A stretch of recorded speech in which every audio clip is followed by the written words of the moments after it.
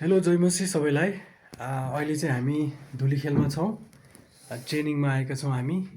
यहाँ अर्को यो रुपेश यहाँ सुतिसकेको अवस्था छ। अनि हाम्रो दाई टोइलेटमा गएको छ, प्रकाश दाई। हामी तिनजना चाहिँ ट्रेनिङमा आएका छौँ।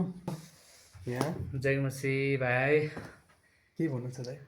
भाइ धेरै धन्यवाद होइन, हामी मिलेर बसेका छौँ तिन दाजुभाइ, भाइ अनिल, रुपेश भाइ, म। अनि यसरी हामी फेरि पनि यसरी भेटेर राम्रोसँग मिलेर बस्नु पाएका छौँ। अनि एकदमै आत्मीय भाइ, मिल्ने भाइहरूसँग हुन्छ। यसरी फेरि पनि बस्नु पाएकोमा परमेश्वरलाई धन्यवाद, अनि भाइहरूलाई नि धन्यवाद।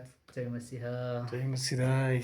यो रुममा चाहिँ फ्यान पनि छ, एलसिडी पनि छ, यहाँ हिटर पनि राखिदिनु भएको छ।